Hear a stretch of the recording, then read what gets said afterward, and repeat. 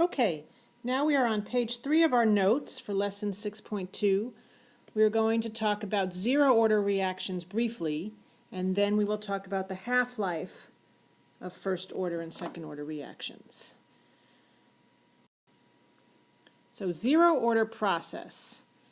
So what I want you to write down and know is that the rate law and the rate of a zero order process is independent of the concentration of the reactant. This would be an equation, A decomposing into products, and if this was zero order, the rate law, and that means the rate, would be independent of the concentration of A. Write that down. This is the rate law for a zero order process. Anything to the 0 power is 1. If you graph this, this is the integrated rate law, different from the rate law. This is the rate law, the whole thing. This is the integrated rate law. If you were to graph, and in the integrated rate law, Y is A, the concentration of A.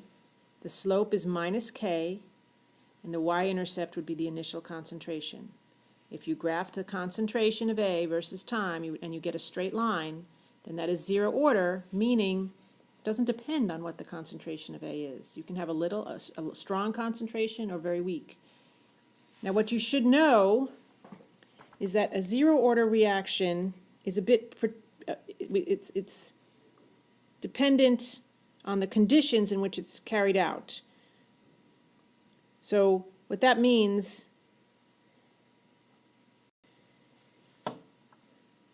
is that at some point the reaction has to be dependent on concentration. So zero order reactions sometimes are taking place on a flat surface or where only certain molecules can come in contact with other molecules, but before the reaction is complete, it would have to be changed to a first order or a second order, or else it would go on forever. And at some point when you run out of the reactant, the reaction has to stop. So it's a bit it's not artificial, but it's just dependent on the situation.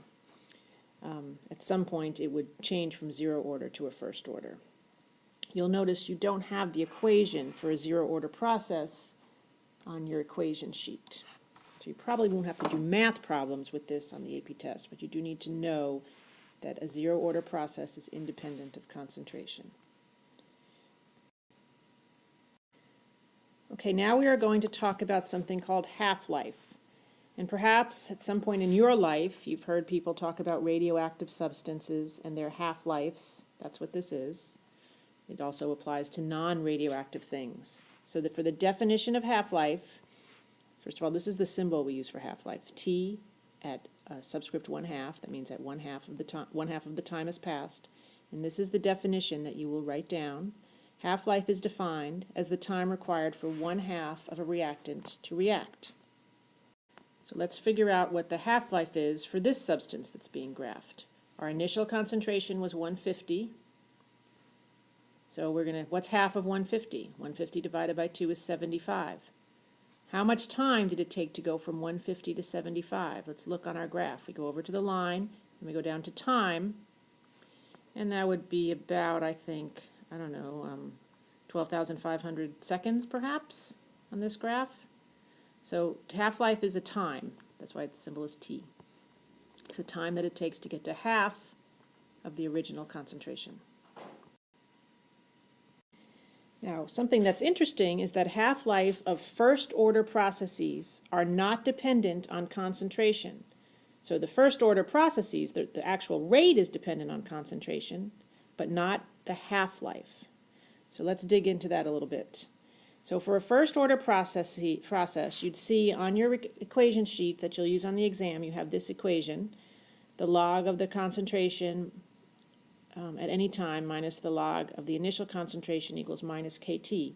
You can manipulate that equation to get this one by subtracting or adding the log of initial concentration to both sides.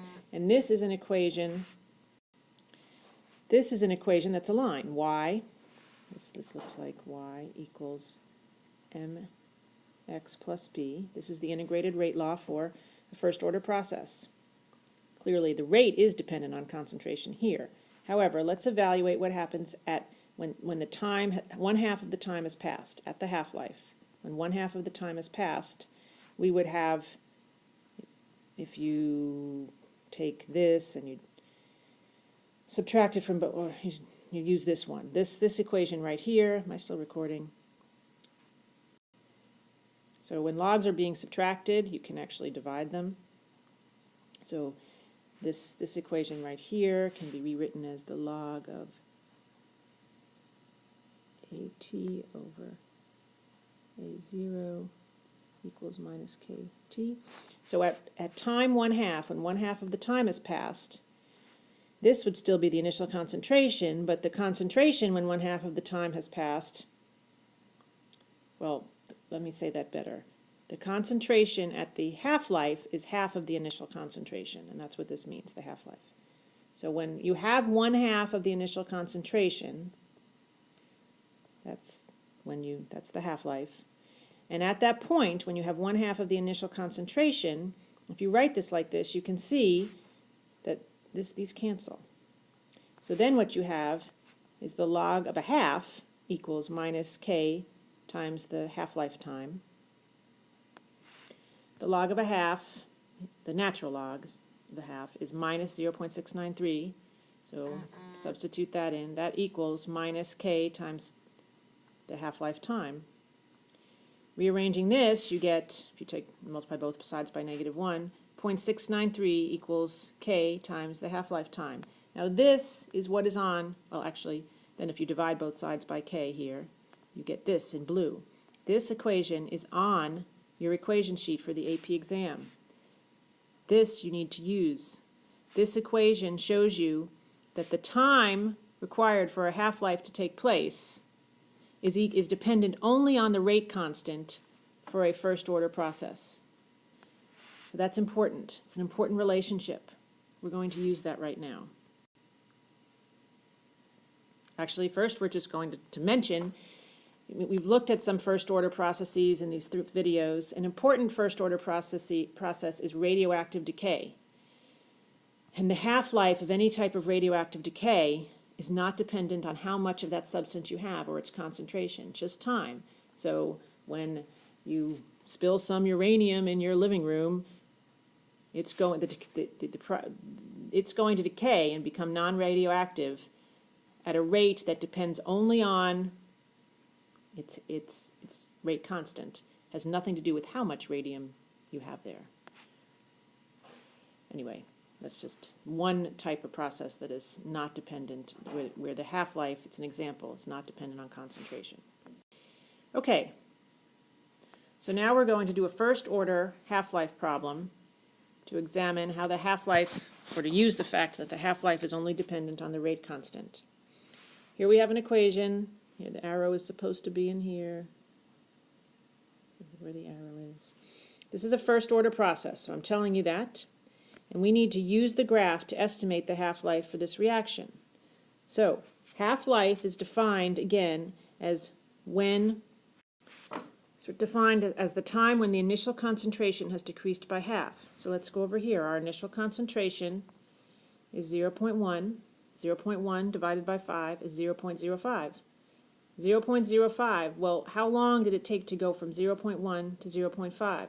Let's go over to our graph. Go to this point here. I'm going to make a mark, if I can, neatly on the right there, and then go down. Boo, boo, boo, boo, boo, boo, boo. And I think that is at about, I would say, just before half. So I would say that's about 340 seconds. You can interpret it your way. Okay, so the 340 seconds would be the half-life time, the time required to go from a concentration to half of that concentration.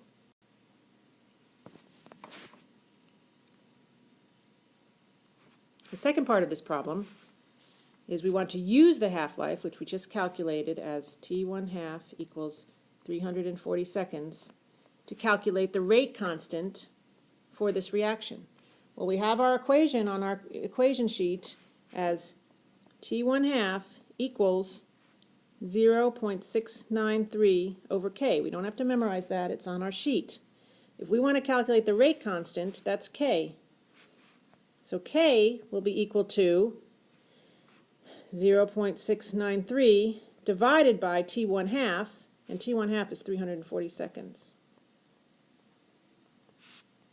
So when you divide that, you get k equal to 0.00, and we're going to use three significant figures, so 204, and the units are going to be 1/seconds for this k. So that's how you would find k from if you knew the half-life of a reaction. Now we're going to do another sample problem. Okay, we're actually going to do two more. So we're going to check our work. At the end of the second half-life, I'm reading this here, which should occur at 680 seconds, because if our half-lives are 340 seconds, the first one would be 340, and then 340 seconds plus another 340 would give you 680. At the end of the second half-life, the concentration should have decreased by yet another factor of 2. So it would have gone from 0.1 here down to half of that. Then in the second half-life, it takes this and goes to half of 0.05, which is 0.025. So let's look at 680 seconds. It's about here, roughly. Why is my pen not writing? About there. And if we go up, and it looks like that would be right there, which would be on this graph about 0.025. So that looks correct. Now we will do this problem. So in an earlier practice exercise, I think we did on an earlier video, that the decomposition of N2O5 is first order.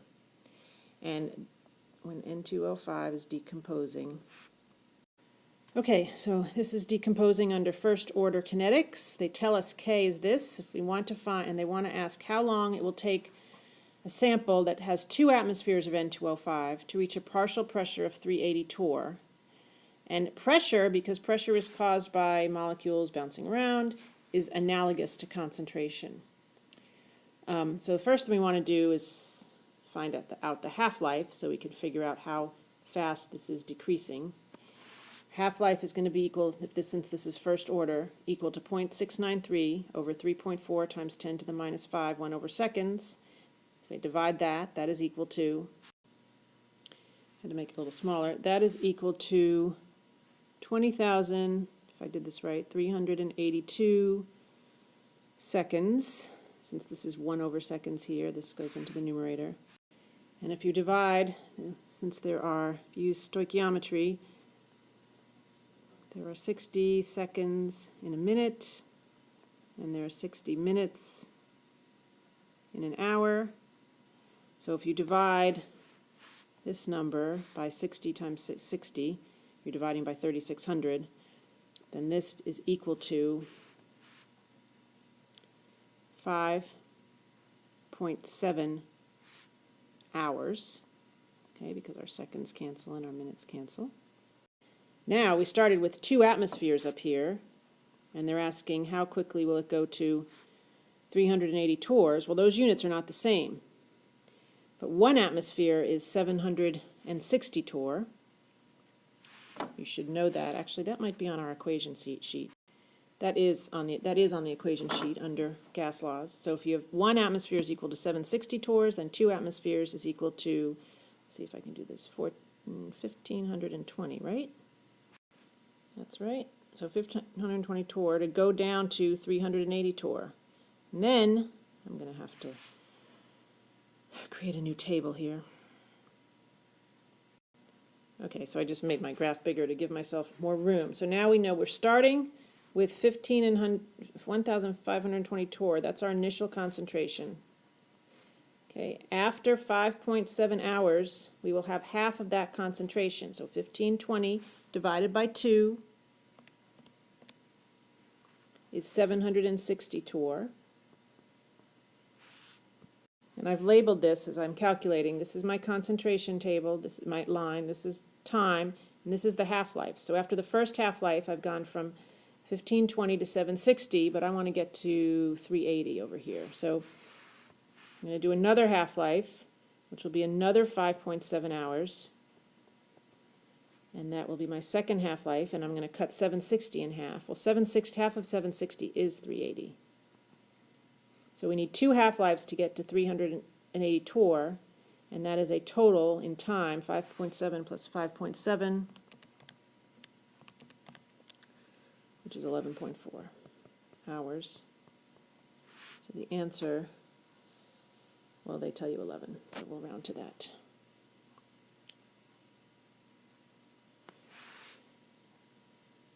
And that is it. We round it to 11 hours because we're using two significant figures. Up here, we have two significant figures. And that is the end of this video. There's one more in this series for this lesson, and then you'll be done. Actually, wait, never mind, I lied. There's just 2 more slides here. A second order process depends on concentration. The half-life, this should say, of a second order process depends on concentration. You won't have to work with this, but if you take the integrated rate law and you plug in half the initial concentration and then you rearrange, you can see that the half-life is dependent not just on K, but also on the initial concentration.